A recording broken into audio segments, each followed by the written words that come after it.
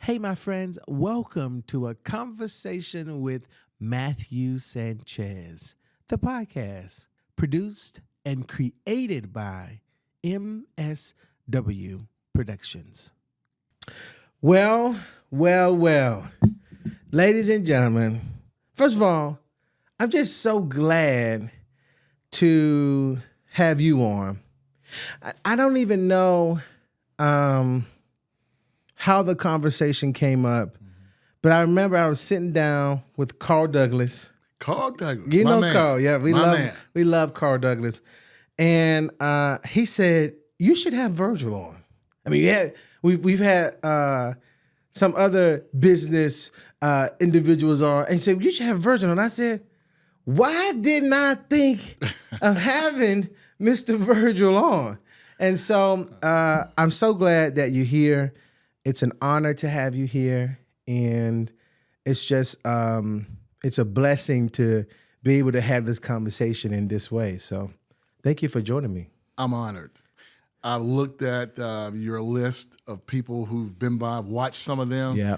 I'm just honored to be in the category with all the great leaders you've talked to. Oh. And by the way, let me compliment you and just say, as a fellow man here in Columbus, Georgia, I'm just so proud of you because what you've been able to accomplish. I know some of those people you interviewed. Yeah, of course, And you pulled a lot of them. It was genuine. It was emotional. Yeah. I spent some time interviewing them behind the microphone myself, and that has to be a genuine connection. So congratulations, you. Thank Job you. well done. Thank you, Mr. Virgil. You know, my heart is always to make people, anybody who I'm sitting across from, feel seen, heard, and valued. And I hope that I have done that with the individuals that I've interviewed, but I also hope that with the people that I've interviewed, the people watching, I hope that they have felt seen, heard, and valued by watching them.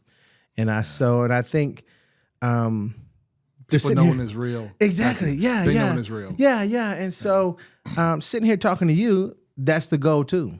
Well, let's do it. I bring a lot of energy, though.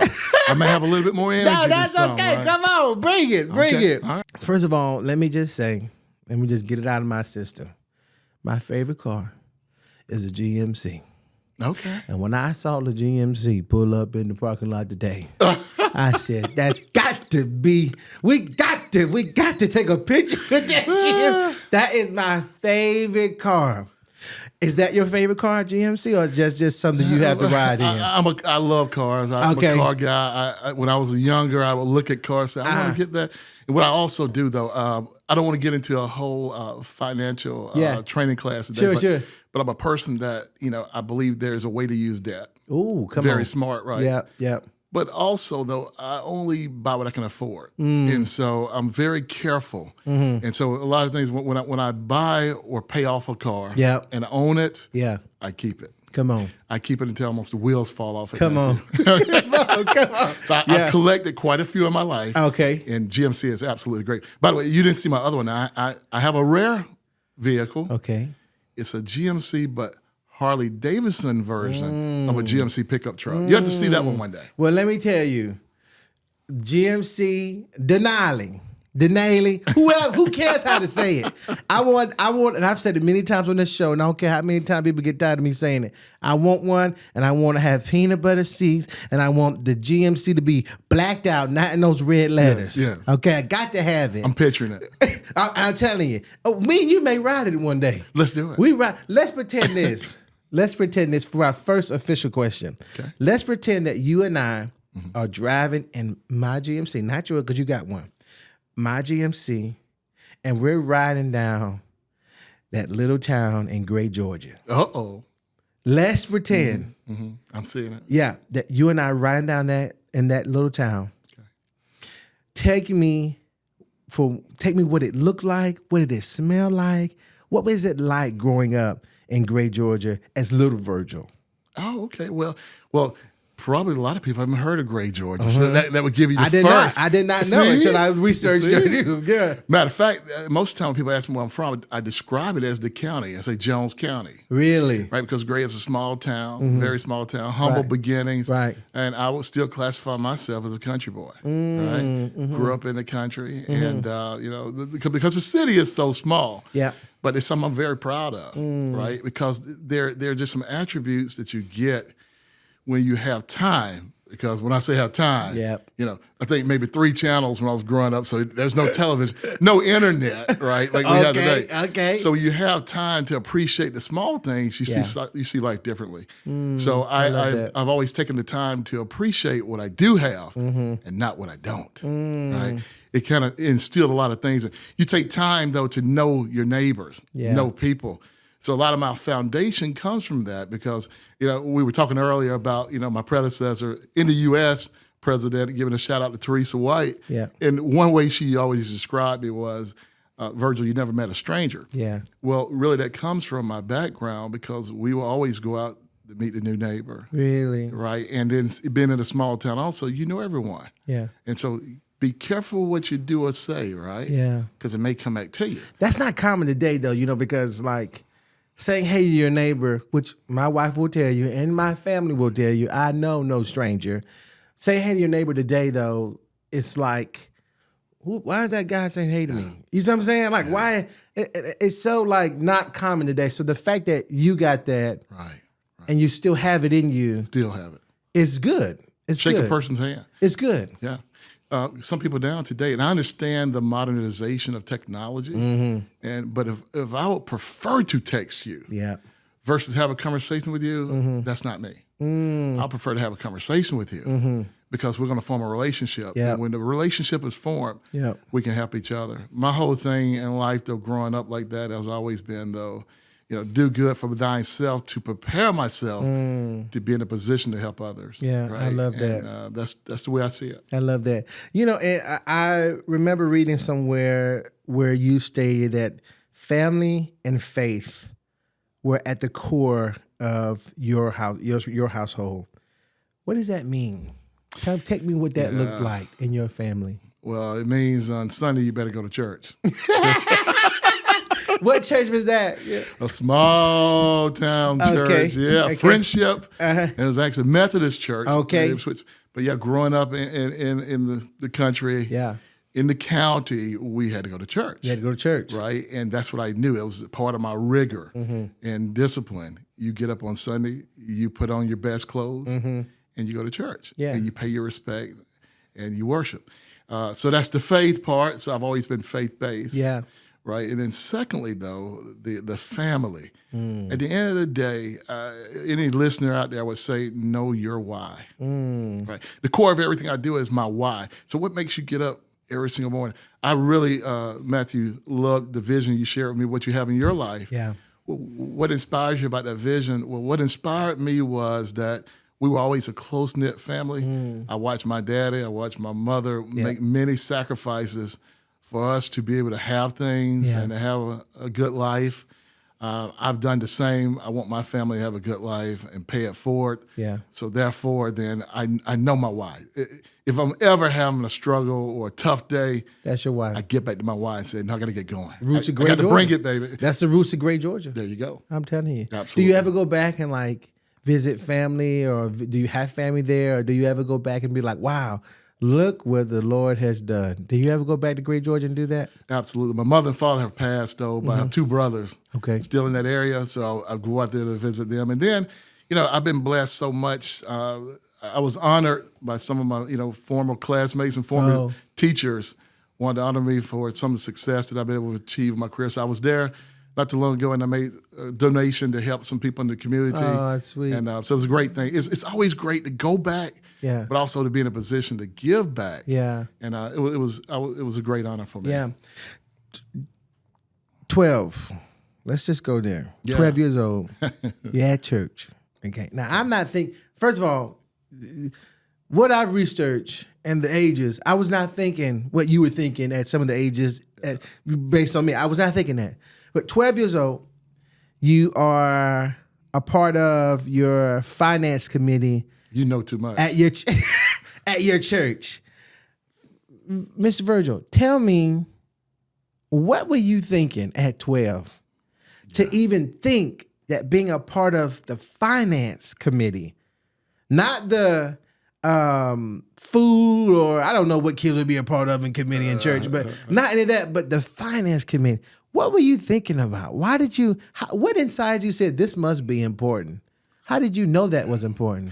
Well, here's my first thing I want to share with everybody is foundation. Once you have a solid foundation, you can build from there. Well, when I was probably 5 years old, you remember back in the early life and you were just learning mathematics and, you know, hey, what's 5 times 8, Matthew? Don't answer that, right? It's 40, by the way. Yeah. My point on it is I was the champion of flashcards. Oh, okay.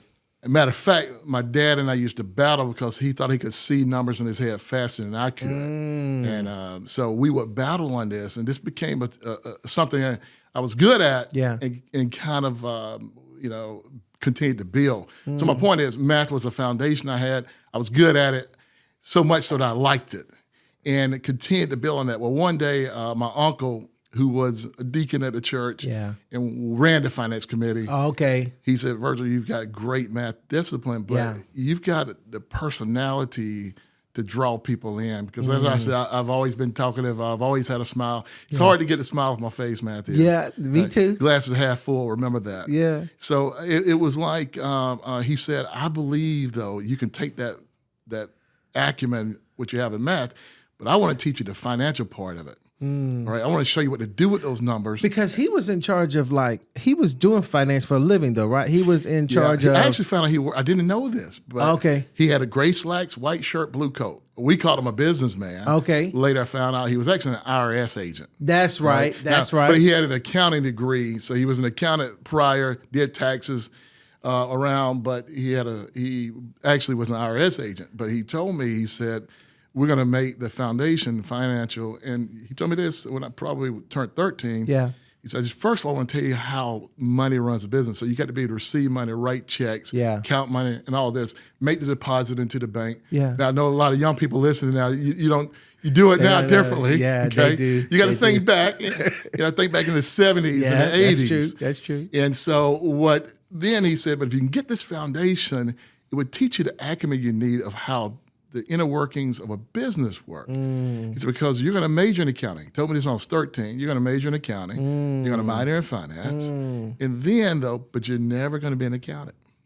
What you're going to be is a leader, a business leader, but you need that foundation. And that's exactly what you did. That's exactly what I did. You know, I when I was reading about that and I saw that your uncle, he had such vision for your life when you didn't have it. And because it seemed like his words just had so much weight in your life. Yeah. How important was it to you that he saw something in you that you didn't see in yourself?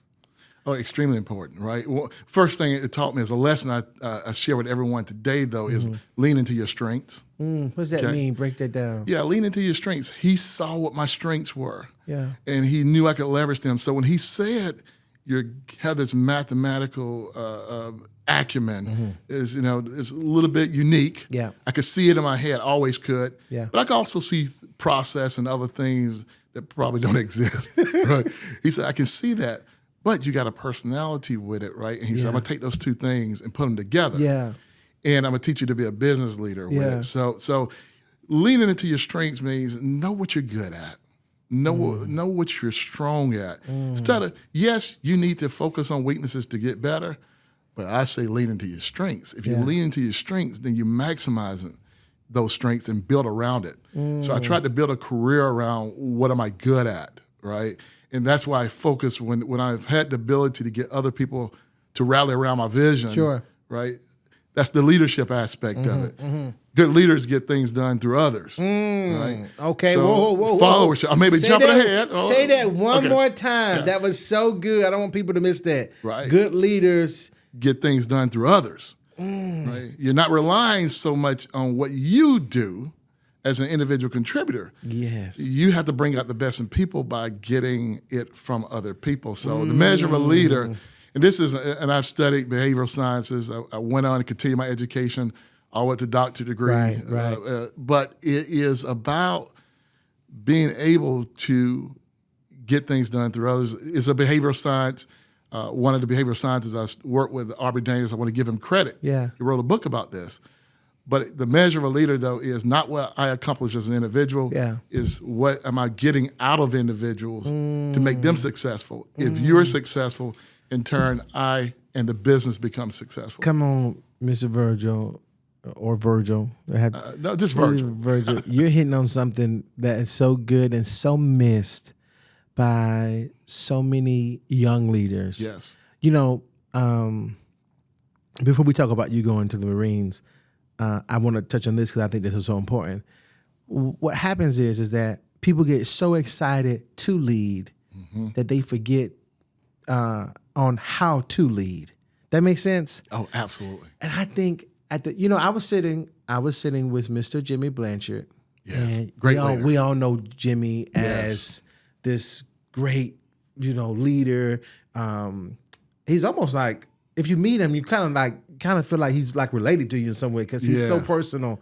It's that servant. Yeah. I always think about that servant leadership. Yeah, it's always. Yes. But I remember him saying, I asked him the simple question, what is the key to leadership? Yes. And he said, the key to leadership is you, as a leader, having utmost respect and care for the people that you're leading. Wow, powerful. And I think your uncle, because we started this with your uncle, he exhibit that, and now it's somehow part of your life. Yeah. And so just touch a little bit more on leadership and why that's so important to care for the people that you're leading. Yeah, because let me tell you, first, let me have to say this, though. Leadership, you're driving a team. By just definition, you've taken over responsibility and leading people, which makes up your area of responsibility or your team. Right? So here's my philosophy, though. When you come to a team, right, you have to bring what you are to be held accountable for. So in other words, there is one look at the word I. And the word I basically means I first need to invest in my own skill. Yeah. I need to make sure that I'm mentally strong, spiritually strong, physically strong. As the leader. Yeah. And also, though, but my acumen and my skill set, the expertise in what we're doing, you have to invest in that, right? I work at it to be good at what we're doing. Yeah. And once I'm able now to be able to provide that to my team, because, see, the team is only as strong as all the people, right? So if I'm failing, I haven't invested in being a good leader, automatically we're starting out in a bad place. So once I've invested in that, now I bring it to the team. Right. And now what I need to do is make sure that each of the individuals on the team first understand what the team goals are the overall. But then I need to help them be successful. And the only way you're going to know that is you got to understand what they're looking for. Yeah, you got to know them. You got to know them. Ask them how they're doing. What are they interested in, and what are they? I also heard that when you connect with people on a personal level, for instance, let's say you're leading somebody and a parent just passed away or a parent's ill. And every time you see her, you say, how's your mom doing? How's your dad? I heard it was ill. I heard your birthday was last week. What did you do?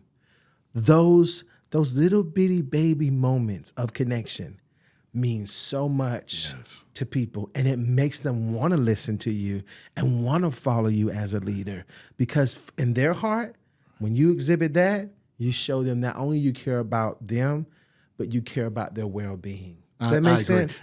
Yeah, I agree, and I'll expand on that, because you've heard the saying, I think maybe it's Maya Angelou, but you've heard about it's about how you make someone feel. They might not remember what you said. They remember how you made them feel. Now, take that one step further, though. Here's one thing I know about all people, though. They want to be heard. The only way someone can be heard is you first have to listen. If I take time first to listen to you, that's why I meet with some of my team members, like, put the phone down. Right? Put the phone down. That's good. Just listen to me. That's good. That's good. Because I'll do the same for you. And then the only way I'm going to know about your mother or father is, first, I had to build a relationship to know that. Right. But second, I had to listen. Right. And then when I come back and repeat that back to you, how's your mother doing? Yeah. She's still in the hospital. Mm-hmm. Can I go by and see her? That means I heard you. Yeah. But it does demonstrate I care about you. Yeah, that's true. If I can demonstrate care, I'll get that trust. Ultimately, at the center of all relationships is about trust. It's right? care. It's care. Care It's care. And care, when I care, though, I'll get to that ultimate, which is trust. Yeah. If I trust you, right, I'm going to give you more. There's this other thing, see, in the behavioral realm of sciences, right? Yeah. There's a curve out there. I've shared this before. It's called the want to versus have to curve, or discretionary effort. Mm-hmm. What that really means is this, is that if you want to do something, you're going to give it more effort than if you have to do something. Now, if I told you to go make your bed or go do this, right, you'll do it, right, because you feel like you have to, right. But if you wake up in the morning and say, "This is what I want to get done. It's going to make this better. This is what I'm going to do," the theory is you're going to give it more. You hear people say, "Give it 110%." Yes. Now, there's no such thing, but what it really means is discretionary effort. Right. I'll go in on Saturday when the company's closed. Right. Yeah. I'll make that extra phone call for those in the call center that I didn't really have to make. I could just take the next call. Yeah. Right. Yeah. I'm going to give that extra. And that's what environment and culture, I really respect what I do in Aflac, but I respect the culture of the Amos family and what they have bought. And what they've built for so many years. But it's built around people and people want to be a part of it. And that's why they've been successful so long, because they understand that. I want to talk about the Marines because in 11th grade, this is what research says now. Yes. Again, you're thinking about stuff I would never have thought about in 11th grade. Okay, I was thinking about how to be Michael Jackson, because I used to be a Michael Jackson impersonator. But that's a whole nother story. We're going to see that. That's a whole other story for another day. In 11th grade, you decided you wanted to be a Marine, and then when you when you were 17, you joined the Marines. Yes. What was something that you still carry today that the Marines taught you? Yeah, they're quite a few. So let me go back. This, you know what? I sat down with them at 16 and actually committed. Right, it was too young. Okay. One of the reasons why though was it goes back to my upbringing. I knew I had to help out financially with my education. The other thing though was my dad was a MP in the Army. And he said, "We're going to serve. We're going to serve. It's that call to duty. We will serve and give back." That's where we're giving back and serving. I knew it.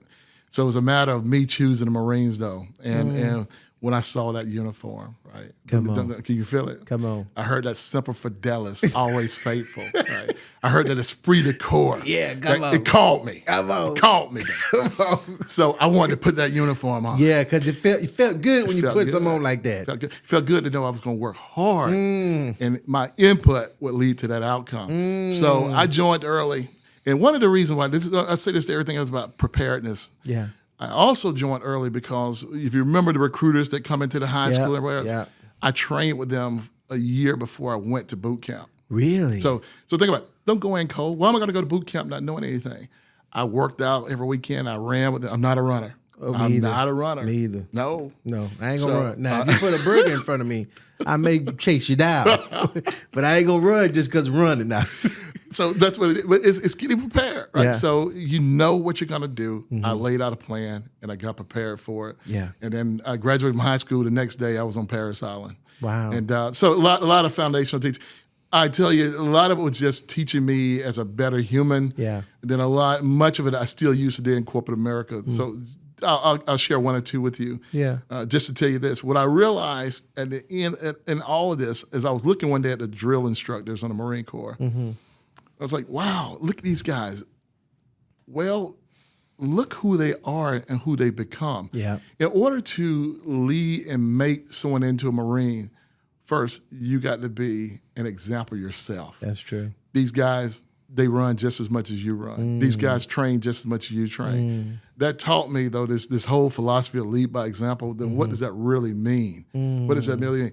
Well, I can do what you can do, and I've demonstrated. So in corporate America, What I do is when I first got here, I tried to learn the job of my constituents. Now, I'm not going to try to say you can be an expert at everything. Sure.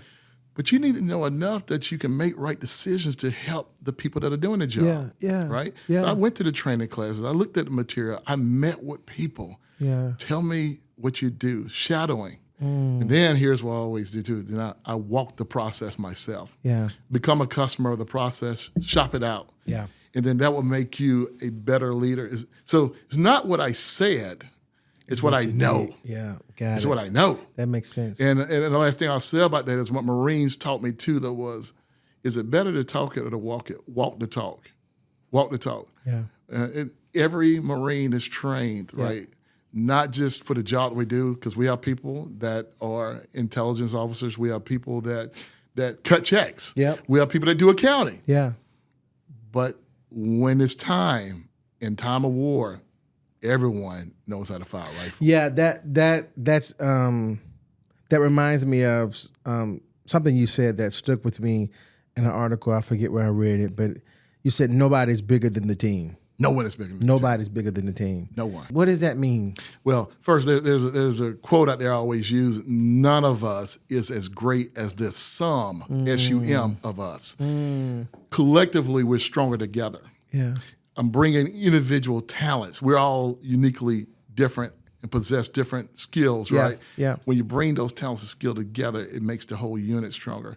But also, though, we've also each been taught a specific skill, attribute, whatever it may be, that you're supposed to bring to the table. So if one of those things fail, quite frankly, that means the task didn't go away. That's true. Somebody else has to pick it up. And guess what you're doing? Now you're spreading someone else thin. Right? I have to count on every single one to contribute. What I do at work, I was talking about Aflac. I told everyone there, for example, we sell insurance. I told anyone that works for the company, I can show you how your job is important to the overall success of that. Now, I went out one day. Now, we have people that do all type of work. I was talking to one of our aircraft mechanics. Went out and spoke to an aircraft mechanic.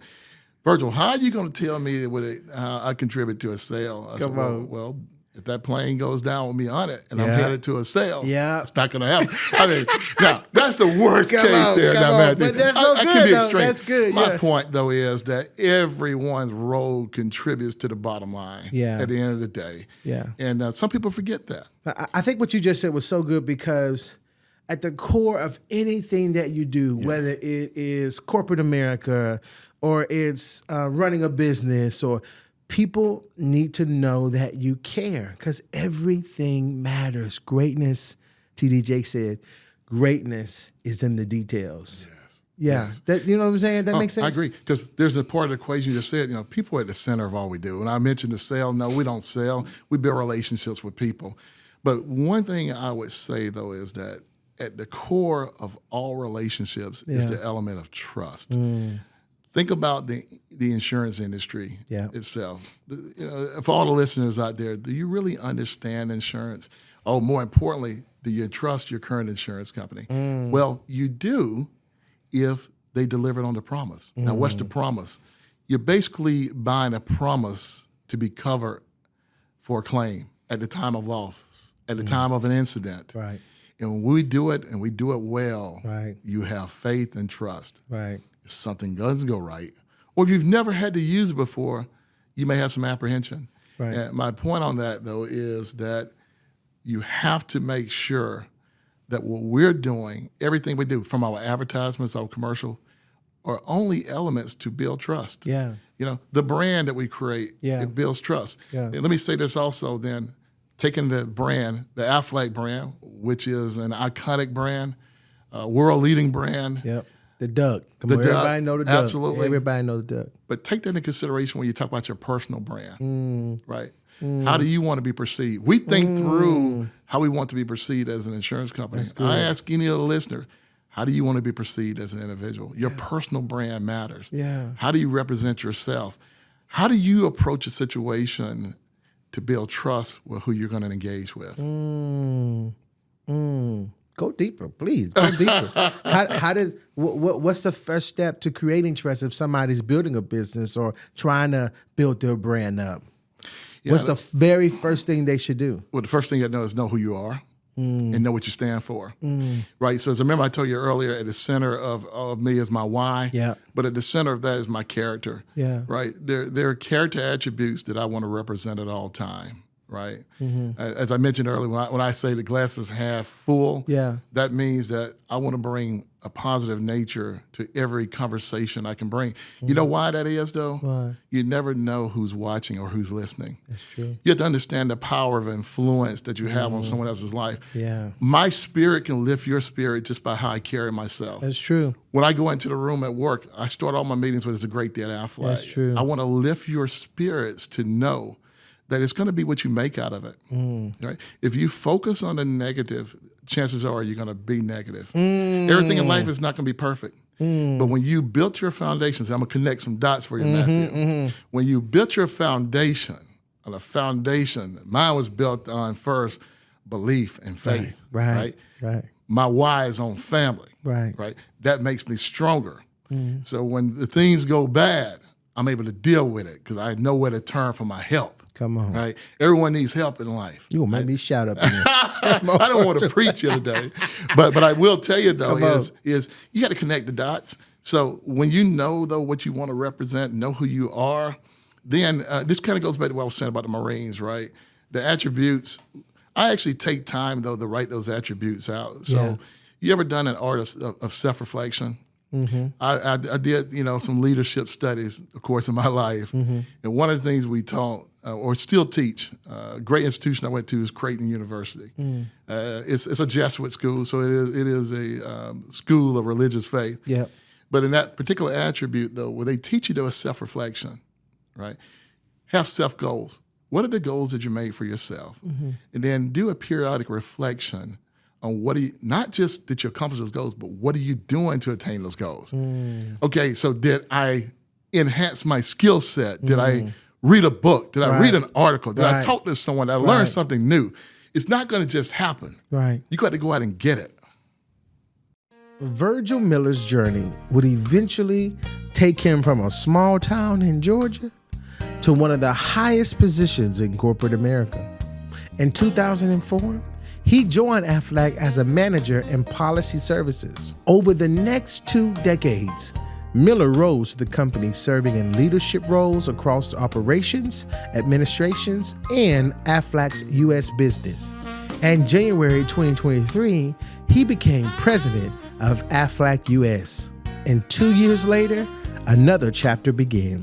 On January 1st, 2025, Virgil Miller became president of Aflac Incorporated, making history as the first African American to hold the position. Today, that little boy from Gray, Georgia, who once helped manage the finances at his church, is now managing one of the most recognizable insurance companies in the world. When you look back on your life, do you think that God prepared you for this moment? And if so, what do you think and how he prepared you? Yeah. Should I go to the Bible on you? Yeah, please. Come on. We love the Lord here. It's what I said before, though. I absolutely believe it. My simple answer is yes. Yeah. Absolutely. Yeah. Right. Because without the foundation and the strength to endure, we all wake up with a backache, a headache, a pain. Yeah.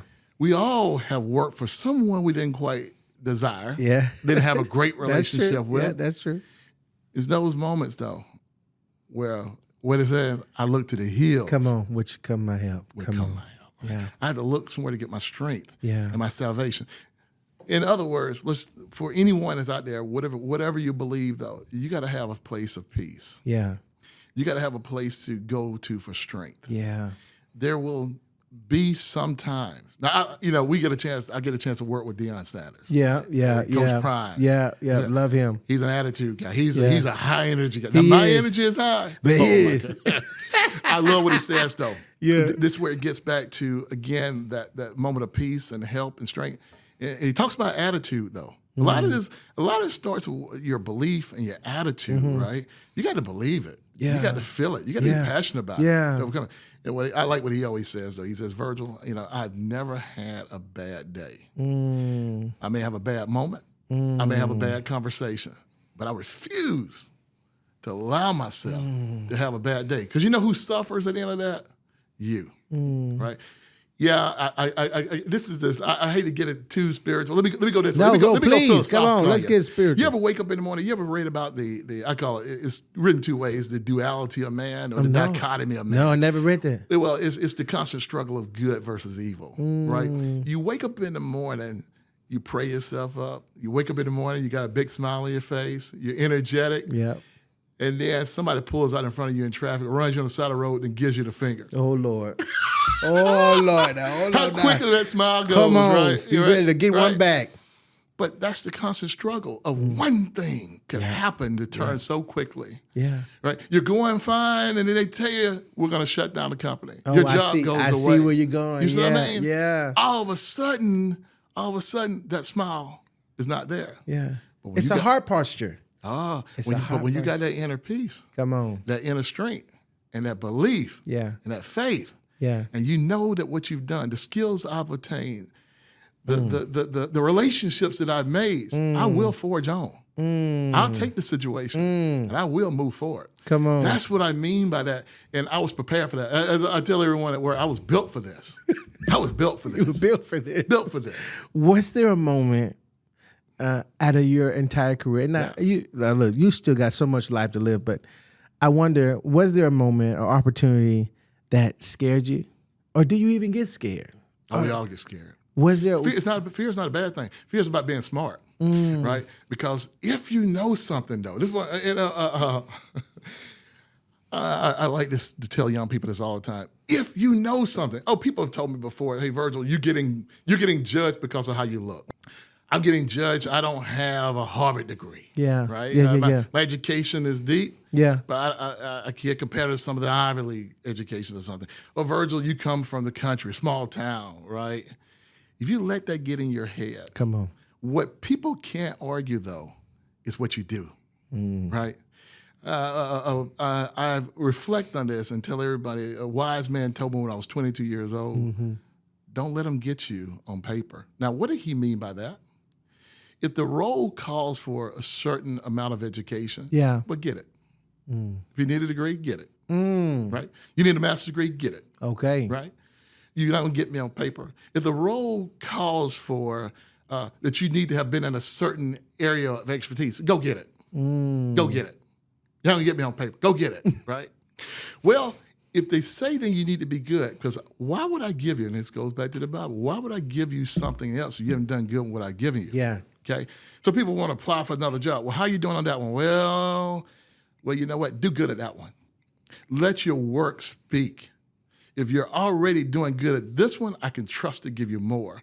So that's what I mean by that on paper. Look at my paper. Swing the bat. Swing you know the that, bat. right? Swing the bat. Get it? That's my Swing philosophy. the bat. If you know you've got the attributes and then you know that you have performed, how are you going to hold it against me? So when I walk in with confidence. And I say, okay, I've got what I need. And then if I'm still not the right one, then let's have a meeting and say, what do I need to do to demonstrate? I'm eager about this. Yeah. And what can I do to demonstrate? What can I do that would demonstrate that I can do a good job for you, Matthew? Yeah. People look at your life and they say, you know what? Virgil is at the top. I mean, he has made it. He's at the top. He went from call center. You was even, I read that you were even rehearsing. You was rehearsing. So you was trying to get the call center down pat. You was rehearsing your lines. Talk to myself in the mirror. Come on. Talk to myself in the mirror all the time. You went from rehearsing for call center to putting a suit on, being the president. That would have surely. Matthew, I need to correct you. I need to correct you on that. Tell me. You know what I'm going to correct you on? I wore a suit when I was on the phones. Come on. They laughed at me. You can ask my wife. I carried an empty briefcase. My briefcase was empty. Wow. Now, I wore a suit then. Wow. Because I had aspiration for where I wanted to be. So you knew where you were going. There you go. I wrote the attributes out of what would it take to get to the next level. So what does a supervisor look like? Well, this person, back then they were carrying briefcases. Okay. Now this is the 1991, yes, right? Yes, I feel you. Well, I'm telling you my age there, right? In the 90s, you're carrying a briefcase. Yeah. And only the officers and managers wore suits, not the people on the phone. So I didn't have to wear one out. Wow. I want to look like them. Because if I look like them, it's sooner or later they'll put me in that crowd. If I perform, I wore a suit and tie. And you know, I'm sorry to correct you. No, there's an action. There's a scientific fact, and I don't know where it is, and I will study it after we leave this conversation. But if you prepare for where you want to be, even if you're not there yet, eventually you will be. I think it was Michael Bernard Beckwith. He said, you have to say, what if? What if? What if I become president of Aflac? What if I get the GMC? Come on, somebody. What if I what if I meet and direct with Oprah and Tyler? What if? If you allow the what ifs to live free in your head, what if you make it then? You know what you do, but you claim it. That was so good. You don't realize what you just did. The power of influence. You just inspired me. I'll do everything in my power to get you a meeting with them if you haven't already done it. Right? Somebody's willing to help you then. Yeah. I'm so inspired by you. I'll do everything within my own network to try to get you. If you haven't, now you may already have. May be introducing me. No. Virgil, I want to know. I want to know all the success. Matthew. Yes. There's one thing I need to say though, because I don't want to mislead anybody. Yeah. When I'm dressing that suit and wearing that suit, do not overlook what I said earlier. You must take care of the job at hand. See, so many people focus on that next job. Yeah, that's true. And you forgot about the one you have. That's true. Do not misconstrue what I'm saying. That's true. Be good at what you have first. For people, so I'm sorry, you can go back where you're going. No, that's fine. I had to clarify that. And I'm so glad you did, because it's a part of success. It's a part of being successful. You have to be humble enough to know those things. But I wonder, what has success cost you? Because what I don't want is for people to reach the top and forget about certain things that matter. Yeah. And in your journey, what has success cost you that you have to work hard on trying to maintain today? Yeah, it's cost me. It's cost me a lot. I can't tell you that. There's a cost. Yeah. First, let me start with this, because my board of directors and people that work with me, and I want to give a shout out to a man I respect so much, and that's Dan Amos. Yeah, come on. He's coming on. Dan, you coming on. I don't know how. Virgil's here. You got to be here. My wife will tell you, she said, I tried to make you go see a doctor. But Dan made me go see a doctor. My point on that was Dan asked me every day, how's your health? I focus on a lot, but I didn't focus on my health. Dan, and there's an article, you might want to Google it. I wrote an article working my corporate communications team. I'm going to get a shout out to John Sullivan. Yeah. Hey, called Nag Them to Health. It's called Nag Them to Health. Take a look at that one. The reason why I said that was sometimes you got to really push on people. Yeah. Let me go here. In the black community, a lot of us, it's not really black community, it's socioeconomics. I wasn't raised with a doctor. Let me say it that way. I didn't have a doctor.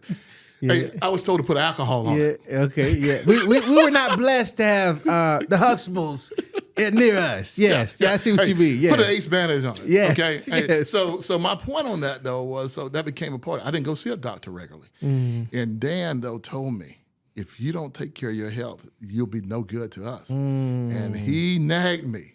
He come to my office every day.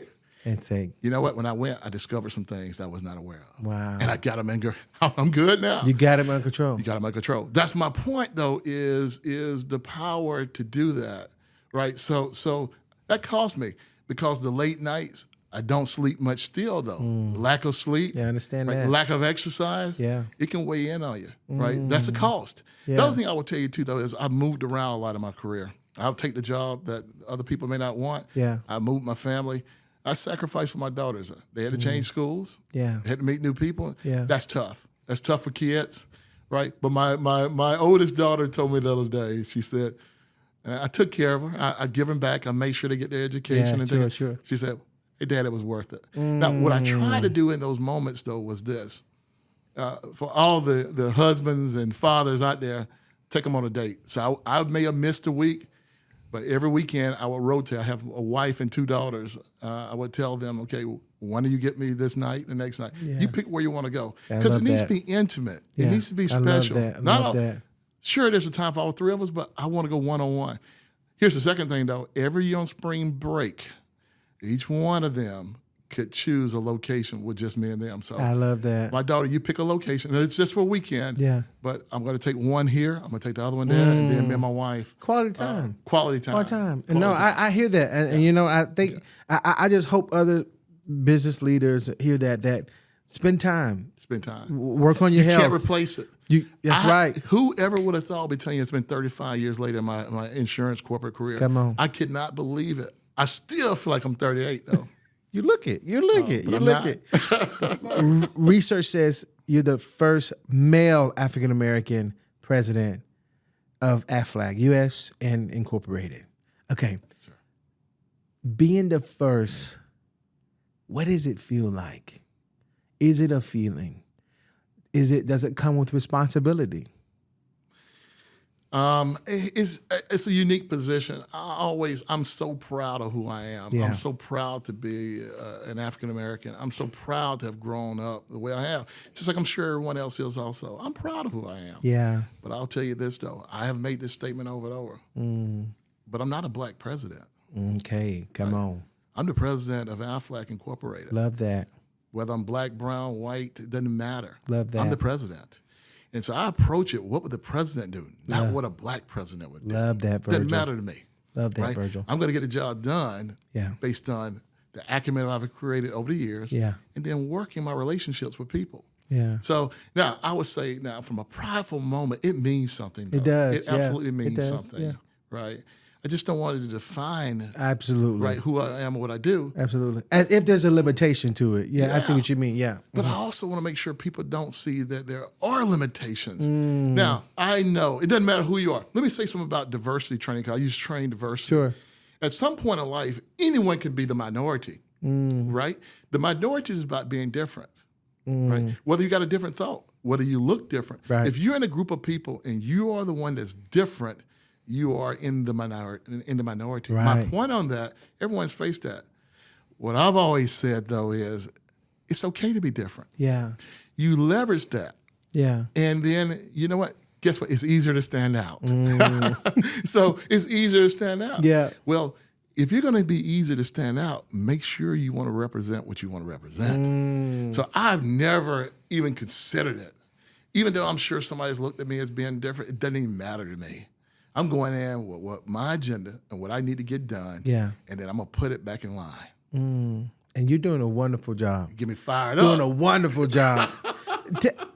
Today, you're in charge of roughly $116 billion in asset, tens of millions of policies, and thousands of employees, and a huge network of sales and agents. How do you manage all of that and still have a personal life at the same time? How do you do that? It's not easy. Okay. It's not easy. The first thing, though, is let's go back to you asked me about this leadership. Yeah. Right? Leaders trust other leaders also. Okay. Yeah. I have to trust my team. I have to trust my team. And sometimes you got to be an effective delegator. Right? I cannot do everything. This was a lesson I had to learn. You try to do it all yourself, you simply cannot. Right? So I have to rely on my team. Now, because there's a good and bad to it, because I came up the ranks. Sure. I've been in every position. I've held every title. Yeah. Sometimes I held 4 or 5 titles at once. Yeah. And I've held a lot of roles. Wearing a suit. Wearing a suit. Come on. But because of that, though, people have access to me. My phone number is still the same going back to the 90s. Yeah. Right? Really? Oh, absolutely. Okay. Well, for the listeners, delete that number. That's really, that's the dilemma. That's the dichotomy I was talking about. Everyone wants to call me and text me. With the pandemic, no one wants to get on a calendar anymore. Everyone wants to text you. Yeah. Everyone wants a phone call. With the pandemic, there's no such thing as office hours. Office hours start at 6 or 7. Now, by the way, with my responsibility in Japan, There's time zone difference. Yeah, right. That's true. Okay, I need to really get up to work with them starting at 6 a.m. That's true. And they have meetings at 7 p.m. going to 10 o'clock at night. Right. Wow. The time zone Crazy. is grueling. Crazy. It's grueling. And my point on that though is you're right. It could be nonstop 24/7. Remember on Sunday night, Dan and I do a call with our Aflac Japan colleagues. Okay. On Sunday night, well, it's Monday morning there, right? So my day starts Sunday night automatically. Well, in between, some of these people, my cell number, they reach out. Calling. I have to really, first of all, time management is probably the best. It's absolutely, and you have to. But what you really need to do for people to say, hey, listen, let me help you, but I really need to get you back into the process. Yeah, the process needs to work for you. Yeah, right. You're calling me about some help. Let me get you first. Let me find out if it failed you or you just chose not to go to it. Yeah. If you chose not to go to it, I need to put you into it. And then let's make it work for you. Yeah, so that's how you handle it. That's how you handle it. Let's say that you're in a room full of young business leaders, young people in general, and you only have a couple of seconds with them to give them all that you've gathered in your life. What are you saying to them? Man, there's so much goes through my mind, but you said the word room, in the room. I used to kind of joke about that little song. Did you ever see Hamilton? I haven't seen it. Yeah, I haven't seen it. Well, but I've heard I know the hype of it. Let's just say that. I know the hype of it, but I haven't seen it. It's a musical, right? And there's a song in there, in the room where it happens. The gist of that, though, is in the room where decisions are made. If you work in a business setting and you're not the owner or entrepreneur, in the room where your compensation is being discussed, your role is being discussed, your performance is being discussed, guess who's not there? You aren't, right? So one of the things I remind young people of all the time is that, do you know how you're being discussed in the room where it happens? I've always tried to leave that up to no ambiguity. And what I mean by that is write your own appraisal. How do you write your own appraisal? Right. Well, I know the people in that room. I make sure they understand how I should be represented. First thing is performance. Right. Deliver. Right. Get results. Let your results speak for yourself. Right. And make sure they're aware of the results that you're getting. The second thing, though, is there is some subjectivity. And what I mean by that is how you're perceived by everyone in the corporation or inside your business. Do others work well with you? Yeah. I've seen a lot of smart people that simply can't work well with other people. How much value are you to the business? I've seen a lot of nice people, right? Nice people, but can't communicate well. Wow. You have to be an effective communicator. That's true. There's something, and I'll close with this though. Remember, if you go study any who you consider to be a great leader, you're going to run into about 5 attributes that are consistent. The first one is they're all visionaries. I came into this room, Matthew, your vision is all over this wall in here.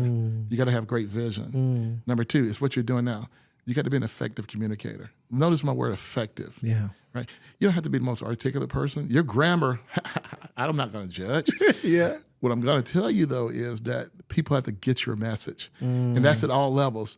Some people whose acumen may be different. You may be talking to the smartest person in the world. Yeah. You may not be talking to the not so smart. Yeah. You may be talking to somebody young. Yeah. You may be talking to someone older. Yeah. You have to be able to effectively communicate that vision. The next thing I'll tell you, though, is because of that, they can get buy-in. In other words, you got to be able to rally people around that. You got to be able to influence others. I see. You got to gain followership. Yeah. You know, so what if you got a great preacher, a great orator, he has no congregation? Yeah. Right. You ever been to a church where there's no one in there? Let me stop. Let me stop. You got to be a great. Yeah, you got to get followership. Yeah. Right. The next thing there are, though, remember, for any business leader or entrepreneur out there, you are what I call a master of your resources. Okay. Every dollar is counted. That's good. You must know how every dollar is being spent. Okay. Hear me wisely on that. Just like in your household. Do you know how you're spending every dollar? Is it been spent wisely? Is it ultimately trying to get you to your objective? Okay? And so every dollar counts. And then the last thing is really simple, though. Great leaders are great leaders because they get results. Come on. If you don't get results, you won't be in your role long. Right. I can promise you that. And you're not going to be in business long. And in the meeting, in the room, when they talking about you, they'll be replacing you. You've been in that room. Yeah, come on. You got to hear those conversations. Yeah. Oh, Matthew over there is not doing too well. What about Steve? Can we bring him over? That's what happens in the room. Yeah. Virgil, you would have to think, and just entertain my thought real quick.